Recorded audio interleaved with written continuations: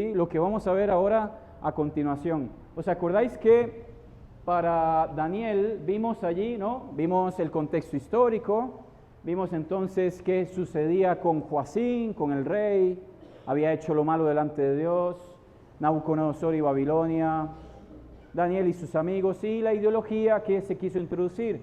Pues de la misma forma es lo que está sucediendo hoy ante nuestros ojos. Siglo XXI, hermanos y amigos, siglo XXI. ¿Y cómo se llaman este tiempo? Se llama la era posmoderna. La era posmoderna, ¿sí?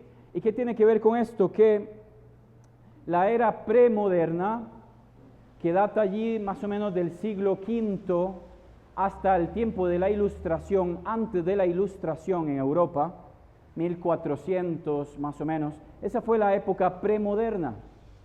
Y en la época premoderna es interesante porque a nivel sociológico había algo que se llamaba el mundo gerontocéntrico. Gerontocéntrico tiene que ver con gerousía, tiene que ver con que el poder de la sociedad estaba centralizado en la persona mayor, en el anciano. ¿Sí? ¿Por qué? Porque el anciano era el que transmitía la tradición, el anciano era el que transmitía los valores, el respeto, la educación, y sobre todo, hermanos, porque el anciano había demostrado que sin tener una gran esperanza de vida, sus genes eran lo suficientemente fuertes para llegar a más de 60 y 70 años.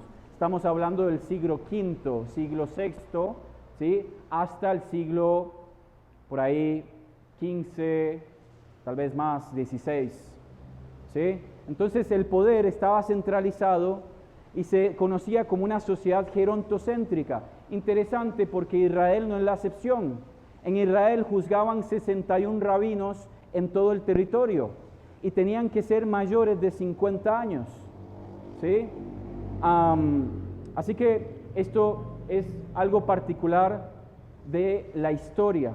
Pero después, cuando vino el periodo de la Ilustración, de la era moderna, a partir del siglo XVI, XVII, XVIII, ¿sí?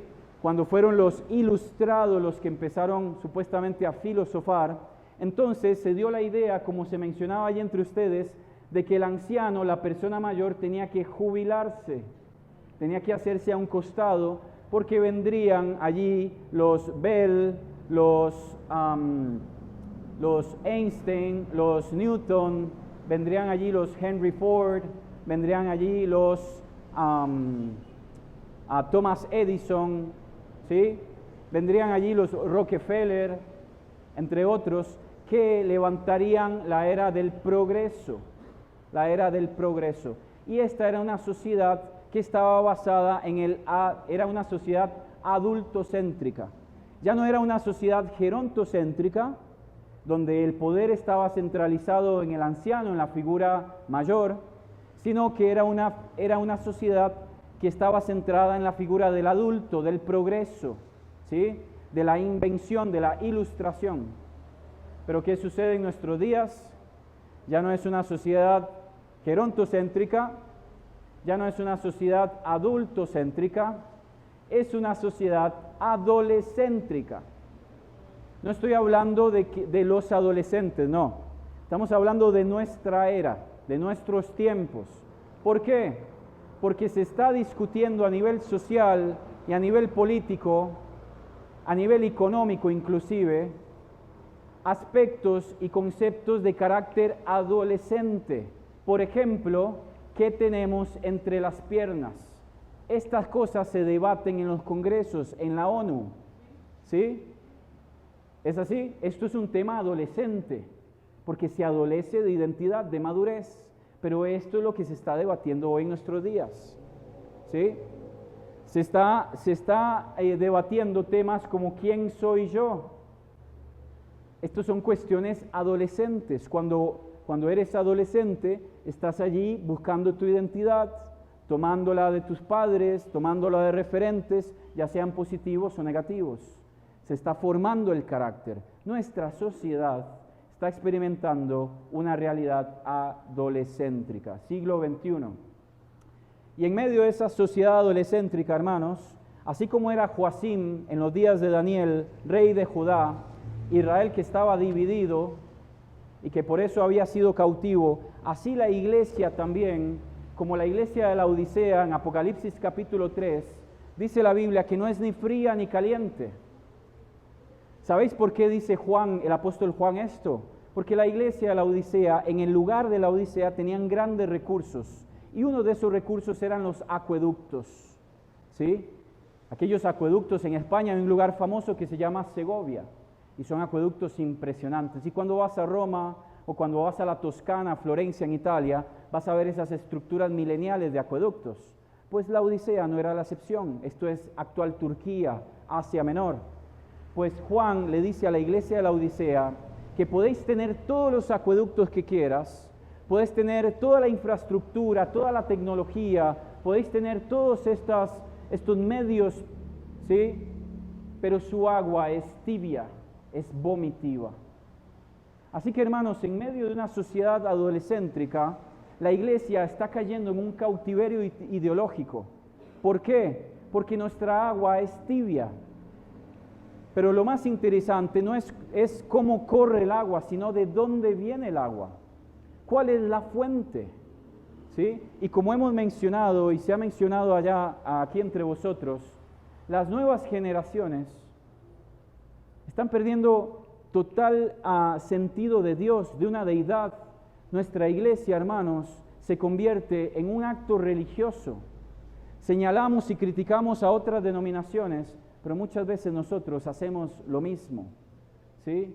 La iglesia de la Odisea no solamente era una iglesia que tenía un agua tibia porque su fuente estaba seca. ¿Sabes qué dijo Jesús? Yo soy el agua viva.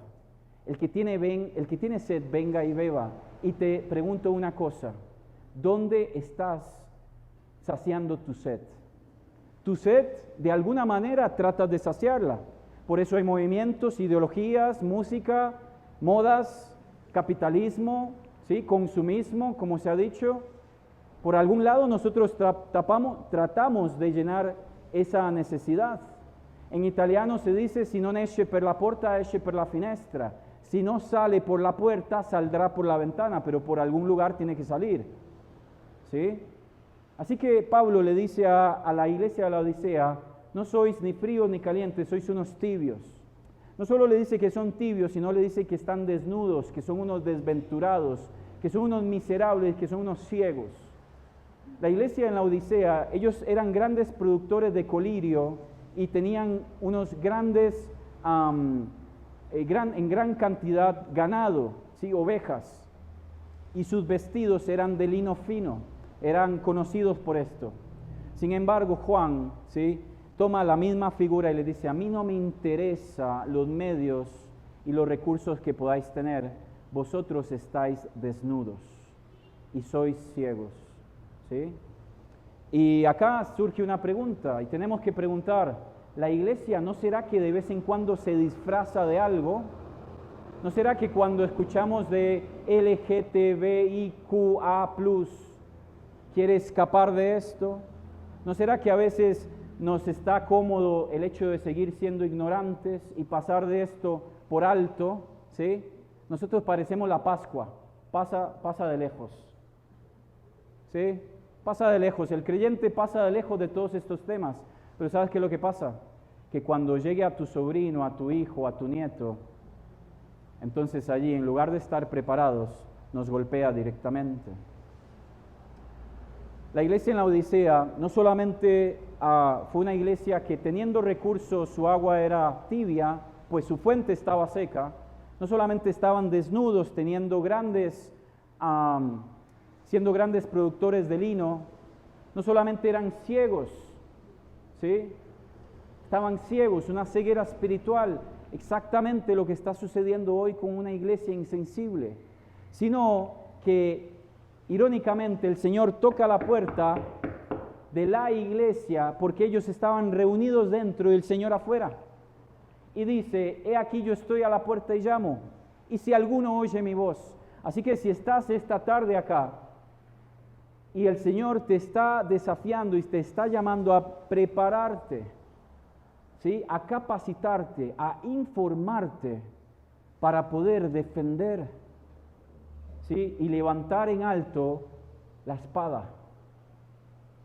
La espada, ¿sí? Pablo le dice a Timoteo y a Tito, le dice, que nadie te intimide, que nadie te avergüence. Tú no tienes espíritu de cobardía, no eres un cobarde, ¿sí? La iglesia. Ahora, ¿qué es lo que pasa, hermanos, con una iglesia dormida? ¿Qué es lo que pasa con una iglesia que está dejando al Señor afuera, que está predicando más humanismo, sentimentalismo, ¿sí? Cristianos que van de pastor en pastor preguntándole la misma pregunta para que alguien le diga, sí, hermano, así está bien como usted piensa. Humanismo puro, ¿sí? Conveniencia. ¿Qué pasa cuando el sistema encuentra una iglesia así? Pues que el sistema, a diferencia de la iglesia, está perfectamente alineado. El sistema, como lo entendemos, el mundo, está totalmente, ¿sí?, concentrado. Ellos tienen objetivos claros. Yo trabajaba hace 5 años para un banco americano en los Estados Unidos y era impresionante la metodología y las estrategias que utilizaban para capacitar a los empleados en cuanto a ideología de género. Y le voy a decir algo, hermano, la verdad que era muy lindo esos talleres. Yo tenía que hacerlos obligadamente, porque era mi trabajo. No quiere decir que porque los hago tenía que aceptarlos, pero cuando veía toda la estructura detrás, decía, si nosotros que tenemos el Espíritu Santo no nos organizamos de esta manera, ¿cómo es posible que el mundo sin Cristo y sin esperanza lo hace? El sistema. Y cuando se encuentra un sistema que tiene un titiritero por excelencia y maneja todos los hilos, el hilo de la sociedad, el hilo económico, el hilo de la comunicación, del internet, de la guerra, de la pornografía, de los medicamentos, de los supermercados, etcétera, etcétera, etcétera. Entonces aparecen los famosos influencers, ¿no? Los influencers, los dueños hoy de la comunicación. Hermano, ¿cuántos followers tiene usted? Yo tengo más. Eso es algo estúpido, ¿no? Tiene sentido. Pues los influencers hoy están tomando posiciones políticas, están tomando atribuciones que no les corresponden, ¿sí? Por ejemplo, en 2018 aparece una influencer, se llama Greta Thunberg, de 15 años, y aparece y se sienta allí en el centro de la ONU y le dice a más de 90 líderes del mundo, vosotros sois inmaduros porque no estáis entendiendo el calentamiento global. Una chica de 15 años se para delante de esa audiencia, líderes de todo el mundo en la ONU, y le dice en su cara, in your face, le dice, vosotros sois una manga de inmaduros porque os estáis cargando, diríamos en Costa Rica, se están llevando entre las patas mi futuro. ¿Sabéis lo que fue los diarios al día siguiente? Fue solo palabras de halago. Con 15 años esta chica explotó en los periódicos más famosos del mundo, el New York Times, etcétera, etcétera, El País en España, y su figura fue realzada, ¿sí? No solamente ese caso, sino le quiero dar otro. Por ejemplo, en 2021 estábamos allí todavía en el COVID o lo que era la pandemia, el confinamiento, y aparece una influencer, una cantante famosa en los Estados Unidos, se llama Olivia Rodríguez, y ella es invitada por Joe Biden para ser la promotora de la campaña de vacunación. No estoy hablando de la vacuna, no me interesa tocar ese tema, estoy hablando de la influencer, ¿sí? Estoy hablando del influencer. Joe Biden, ¿sí?, no podía solo con el Congreso, el Parlamento, el Capitolio, con todo el poder que tienen los Estados Unidos, no. Dijo, ¿cómo vamos a llegar a las nuevas generaciones? vamos a invitar a Olivia Rodríguez. Y así tuvo un éxito rotundo. Los influencers. Pero ¿qué pasa cuando los influencers entonces son el protagonista de los movimientos ideológicos? ¿Sí? Platón va a decir allí, o lo va a transmitir un concepto en su libro La República, allí más o menos en el 550 a.C. La República, un documento muy estudiado, muy conocido por Platón, ¿sí? Y va a decir que el protagonista es el idiota. Tal vez esto lo habéis escuchado de otra persona. Y me llamó mucho la atención porque la palabra idiota etimológicamente viene de dos raíces. Idio, que significa propio, y anoetos, que significa sin conocimiento. Y esto se traduce, Platón dice que el idiota es aquel que solo se puede ver su ombligo, que no le interesa nada más de lo que está a su alrededor, que no le interesa el prójimo, no le interesa pensar en el bienestar de los demás. Aparentemente sí, pero en realidad no. Y que el idiota es aquel que se mira solo su ombligo. Idio, de ahí viene la palabra idiosincrasia, ¿no? Ideología, lo propio, lo personal. Pero qué interesante que antes de Platón ya había escrito Salomón en cuanto al idiota. En los proverbios no se le dice idiota, se le dice parecido, necio, ¿no? Entonces, no estoy diciendo algo filosófico, es que a este hermano se le ocurrió decir esto, no. Dice allí, maldito el hombre o mujer que confía en el hombre o la mujer, ¿sí? El necio, el idiota, construye su casa en la arena. El sabio construye su casa en la roca. Ojo, el agua viene para los dos, ¿sí? El agua viene, pero el idiota ve su casa irse.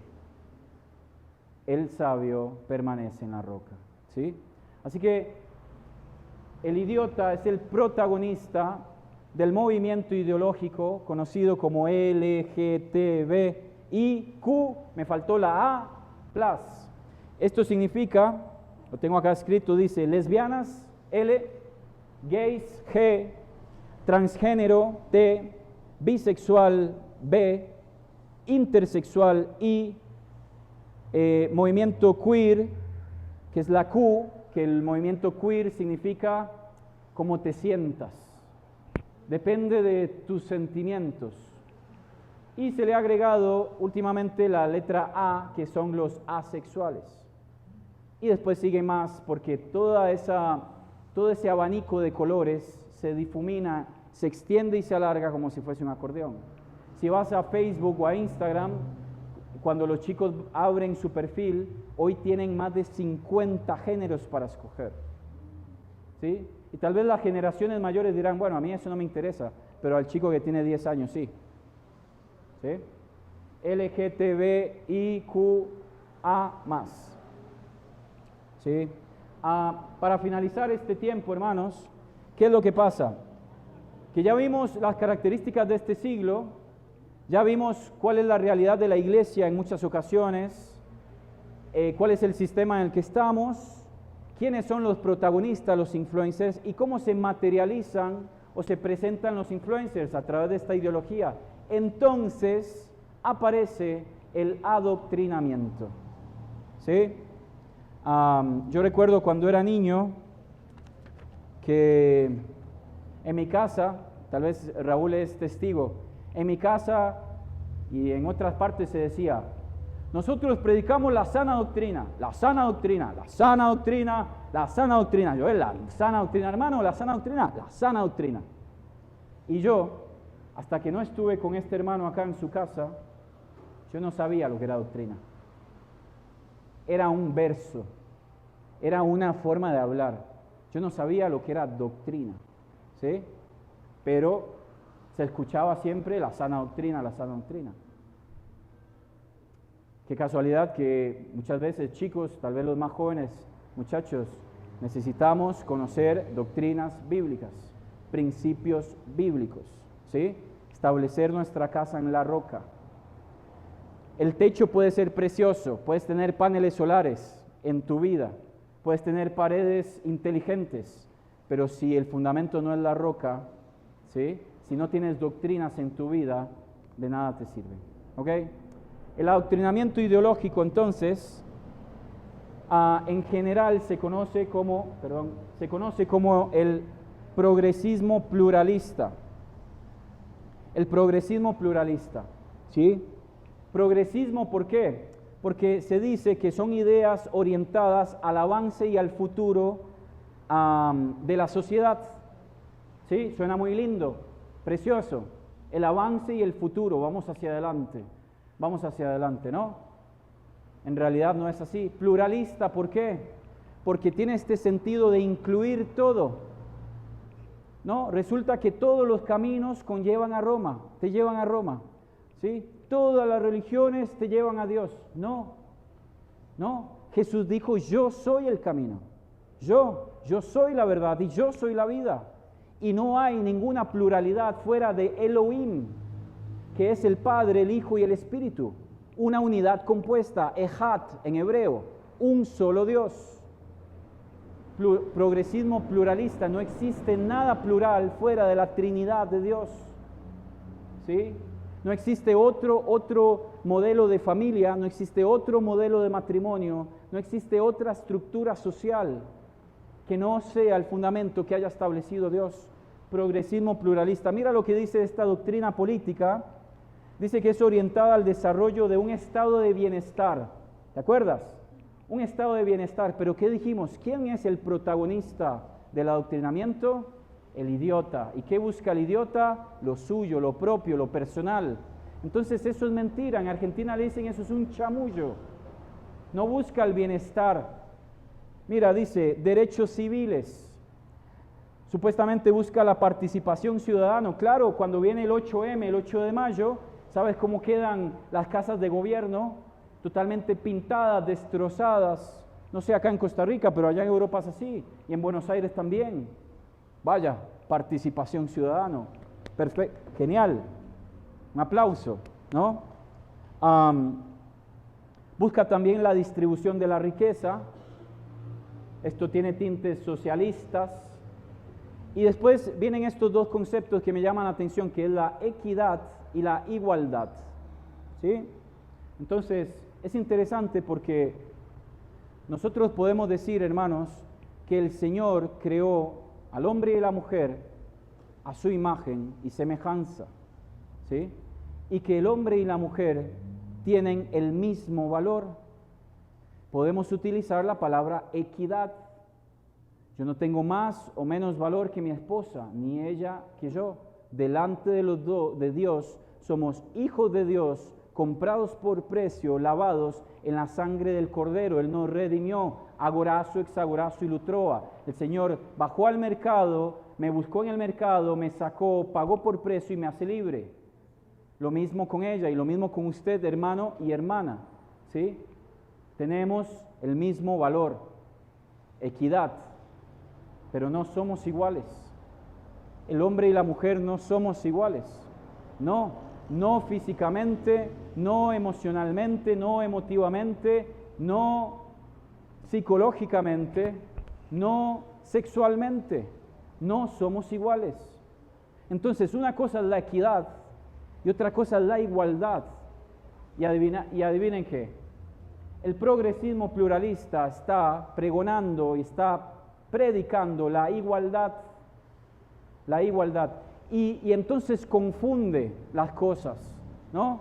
Dice, es que como los hombres ganan más que las mujeres, tendríamos que entrar en datos estadísticos, etcétera, que bueno, la conferencia tal vez no es tan amplia para esto, pero tratan de confundirnos y decir, ¿ves cómo no somos iguales? Porque uno no gana lo mismo que el otro. Si estas situaciones se dieran, hay que señalarlas porque no es justo. No es justo que un hombre y una mujer realizando el mismo trabajo ganen diferente. Pero eso no es igualdad, eso es equidad. ¿Sí? Pero en el lenguaje, ¿te acuerdas? En la forma de decir las cosas, te están confundiendo y me están confundiendo a mí.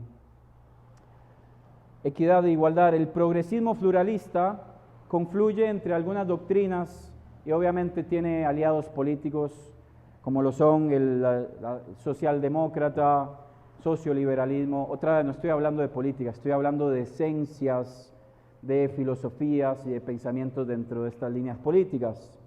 Sin embargo, tiene como oponentes el conservadurismo, o sea, las líneas más conservadoras, las líneas más tradicionalistas, ¿no? Aquí estábamos hablando del mundo gerontocéntrico, que es basado en la tradición, que es basado en nuestros ancianos, en la sabiduría.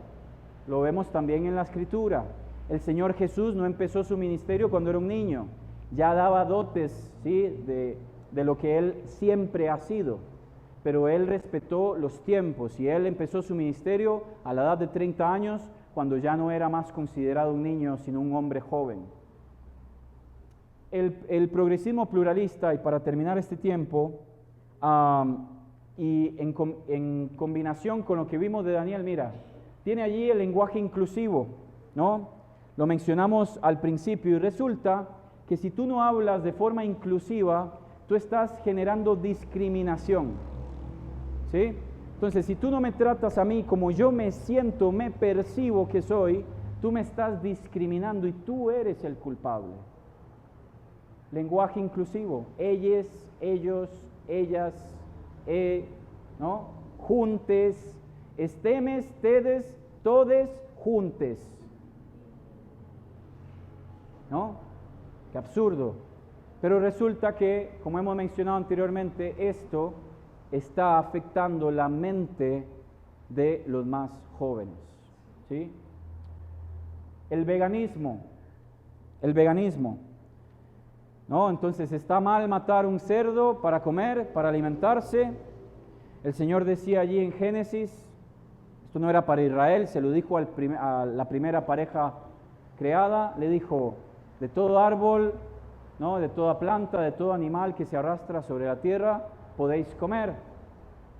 Yo en algunas experiencias misioneras, hermanos, he comido algunas cosas que no comería ahora, pero eso es otro tema, ¿no? Es decir, el veganismo te dice, no, pobrecito los animales, pobrecito, ¿no? Tenemos que dejarles de causar sufrimiento, dolor. ¿Cómo vas a ir a ordeñar una vaca? ¿Cómo vas a degustar un jamón? Como sabéis, bueno, yo pasé muchos años en Argentina y una escuela muy buena que aprendí fue a hacer asado, ¿no? Entonces, resulta que venían unos chicos que Esther y yo discipulamos y había una chica entre ellas, universitaria, que se está comiendo toda la basura ideológica que le vende la Universidad de Barcelona y me veía partir la carne y su mirada era de asco, era de repudio, era de, no puede ser que seas capaz de comerte un pedazo de carne, eres un desahuciado, ¿sabes? Estás fuera totalmente. Y su mirada, les puedo asegurar, hermanos, que me causaba incomodidad, ¿eh? ¿Sabes? Yo estaba ahí comiendo el pedazo de carne, me incomodaba. Pensad en las universidades y en las escuelas lo que la presión de grupo va a ir generando poco a poco, ¿sí? Esto es real. Pero el mismo progresismo pluralista no solo ataca el concepto de comer productos animales, sino que levanta en alto la bandera del pro-choice. El pro-choice significa yo puedo elegir, tiene que ver con el aborto, ¿sí? Sabes que uno de estos días estábamos hablando con una mujer, su profesión ahora no recuerdo cuál es la encargada de los partos, obstetra, ¿sí? Y ella trabaja para mujeres que la contratan de diferentes partes del mundo. Y resulta que me contaba que en los Estados Unidos ya existe el aborto legal después de 1 mes y medio de nacido el bebé, ¿sí? Es decir, el bebé nace 1 mes y medio y todavía entra dentro del pro-choice, el aborto legal. Esto es asesinato a sangre fría, ¿sí? Esto no va a salir en las noticias, no va a salir en los noticieros en Estados Unidos. ¿Sabéis por qué? Porque los medios de comunicación también son controlados por el progresismo pluralista. Por último, hermanos, ¿sí? Lo que es la cuestión de género, y yo sé que se extiende mucho, pero vamos a ver este último tema. El género, cuando veis esa bandera allí, tiene que ver con movimientos como el feminismo, el transgénero, el transedad y el transespecie. Y usted dice, ¿con qué se come esto? Y yo me preguntaba lo mismo. Resulta que el feminismo, ¿sí? Tenemos acá hermanos y hermanas, ¿sí? El feminismo surge allí en el siglo XIX, a raíz de la Revolución Francesa, más o menos antes del siglo XIX, 1700, finales de 1700, con un buen fin. La primera ola del feminismo era un buen fin, era dignificar la figura de la mujer en la sociedad, ¿sí? Porque tenemos que mencionar antes que a lo largo de los siglos y de los tiempos, en todo lugar, todos los hombres y mujeres han sido víctimas del machismo, ¿sí? ¿Pero por qué? Porque el machismo es producto de la falta de Dios en el corazón del ser humano. Eso es pecado, ¿sí? La Biblia dice, trata a tu mujer como un vaso frágil, ¿sí? El hombre es cabeza de hogar, dice, como Cristo es cabeza de la iglesia. Pero cuando tú ves el trato de Cristo para la iglesia, vas a entender el concepto que quiere decir allí el apóstol Pablo cuando marca los roles entre el hombre y la mujer.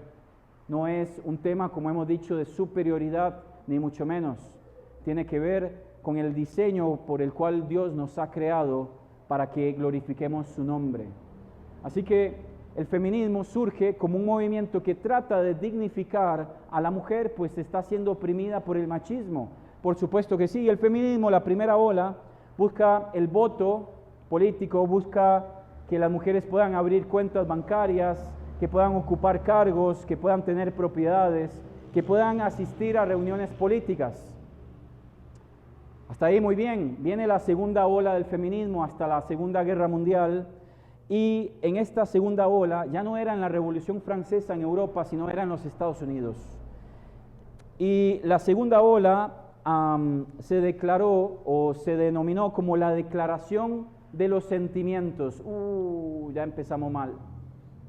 La Declaración de los Sentimientos, ya cuando me empiezas a meter sentimientos, ¿no? Y esto fue en 1948, y además perseguía o buscaba, además de lo que hemos mencionado, voto, propiedades, cargos públicos, reuniones, además de esto, perseguía o buscaba acceder a la educación primaria, secundaria, universitaria. ¿Sí? En los países del primer mundo eran solo los varones los que tenían esta oportunidad de estudiar.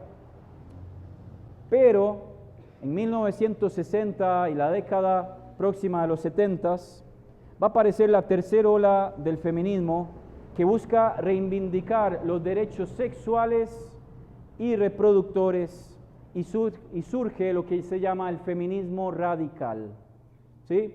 ¿Y qué buscaba el feminismo radical? Escucha, hermano, ya no buscaba el voto, sino buscaba la liberación sexual. Ya no buscaba abrir cuentas, sino buscaba el derecho al aborto. Ya no buscaba tener propiedades, sino que buscaba la igualdad, como la hemos mencionado hace unos minutos. Y ya no buscaba asistir a las reuniones políticas o ocupar cargos, sino que buscaba abolir el patriarcado. Esta palabra que se escucha, el patriarcado. Esto es lo que promueve el feminismo radical, que es el que estamos experimentando hoy en día, ya no en la tercera ola, sino en la cuarta ola, es decir, todavía más degradado, ¿sí? Y por último, hermanos, para ir a tomar café, el patriarcado dice el feminismo radical que es un movimiento de opresión, ¿sí? Es un movimiento de opresión contra las mujeres. El patriarcado se dice entonces que es un sistema social en el que vivimos, donde la mujer culturalmente está siendo oprimida por el varón. ¿Sí? Se piensa que la masculinidad es un sinónimo de agresividad y violencia. Cuidado, hermana, si tiene un varón al lado, cuidado, es un peligro. Eso es lo que está transmitiendo el patriarcado, que la masculinidad es sinónimo de violencia y agresión. Se dice que un varón, bajo la ideología de género, se dice que hoy un varón es un violador en potencia. Entonces, ¿dónde quedan los principios judiciales?